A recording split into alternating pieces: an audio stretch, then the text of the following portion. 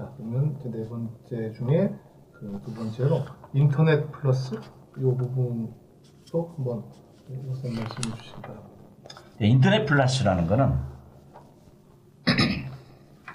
중국 제조업을 한층 업그레이드 하는데, 예를 들어서 이제 제조하는 과정에서 이제 인터넷, 다시 말해서 정보통신산업 적극 활용해 보자는 거죠. 그래서 빅데이터라든지, 다시 말해서 빅데이터가 관리가 되면은 이 부품 원자재부터 시작해서 그 다음에 부품 소재, 기계 설비, 그리고 제조, 그리고 제조하면서도 역시 소비자의 그런 수요들을 실시간으로 반영할 수 있는 거고요. 또는 이제 그게 판매, 유통까지. 그럼 모든 제조만이 아니라 소비, 유통, 금융까지 이런 모든 것들을 빅데이터를 활용해서 중국이 한층 더 업그레이드 해보자. 또는 크라우딩 컴퓨터를 통해서 어디서든 인터넷 접속해서 정보의 확산에 빠른 혜택을 누려보자. 다시 말해서 인터넷 플러스 인터넷과 제조업의 결합을 통해서 새로운 일자리를 창출하고 새로운 산업을 업태를 발굴하고, 일종의 지금 이제 중국에서 전자상거래는 대세로 자리 잡고 있습니다. 과거에는 백화점 또는 월마트라든지 이런 체인점 또는 기업의 직판이 유통의 대부분을 차지했다면, 지금 북경 같은 경우는 20%가 전자상거래에서 거래되고 있고, 농촌도 역시 스마트폰이 광범위하게 보급되면서 전체 모바일 폰 결제가 전체 40%를 차지하고 있습니다. 다시 말해서 새로운 업태가 만들어지는 거죠. 이런 서비스 또는 제조업에 인터넷을 적극 결합해서 새로운 업태를 찾고 새로운 일자리를 찾고 새로운 제품을 찾아가는 게 인터넷 플러스 전략의 핵심이라고 봅니다. 이건 우리하고도 굉장히 비슷하죠.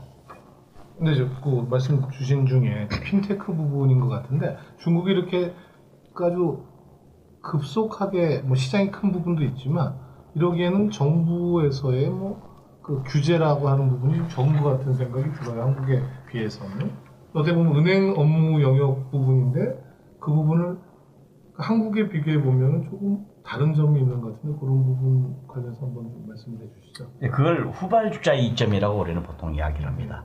대개 경우 한국 같은 경우 인터넷 금융이 어려운 거는 기존의 금융 종사자들이 있기 때문에 그게 새로 들어오는 거 없죠. 우리는 신용카드라는 그게 있기 때문에 이제 그게 어떤 진입장벽 역할을 하는 거죠. 그래서 중국은 신용카드가 아시다시피 발급이 어렵지 않습니까? 그리고 우리는 후불제지만 신용카드가, 중국은 어떤 인터넷 금융 선불제라는 거죠. 그래서 기존에 어떤 강자들이 없을 경우에는 진입장벽이 없죠. 그래서 무해수유를 창출할 때는 진입장벽이 없는 게 훨씬 유리한 거죠. 그래서 중국이 그런 점에서 후발주자에 있죠. 다른 데서 전통 기존에 강자들이 없다는 거죠. 그게 하나의 첫째 장점이었고요. 두 번째는 이 인터넷 산업들은 대부분이 민영 기업들이 합니다. 효율적이 굉장히 빠르죠. 속도가. 그리고 중국 정부도 일자리 창출이나 민영 기업 육성 차원에서 한눈 뜨고 한눈 감아주는 그런 역할을 해준 거죠. 그 이제 제일 거기서 이제 모순이 뭐냐면, 지금 이제 많은 뭐 중국에서 띠띠다띠 또는 쭈안처 이런 걸 잡잖아요. 그게 뭐냐면 우버 같은 거죠. 길을 가다가 택시를 잡는데 그냥 그걸로 잡으면 굉장히 빠르고, 근데 그 가격이 오히려 일반 택시보다 싸지 않습니까? 보조금을 받아서. 또 하나의 문제점은 바로 그 종사자들은 세금을 안 낸다는 겁니다. 그게 중국 정부가 묵인을 해주고 있는 거죠. 한국 같으면은 어림없는 이야기죠. 경쟁이 이러는데 세금을 안 낸다. 그건 있을 수 없는 이야기죠. 근데 중국 정부는 그거를 다양한 각도에서 고려하고 있는 거죠. 특히 이제 미국과 경쟁해서. 또 하나 이제 중국이 인터넷 산업에서 이제 좀 뭐랄까 유리하다는 거는 규모의 경제가 순간에 실현된다는 겁니다. 우리가 광군제 같은 경우 거의 동시 접속이 1억 건씩 되잖아요.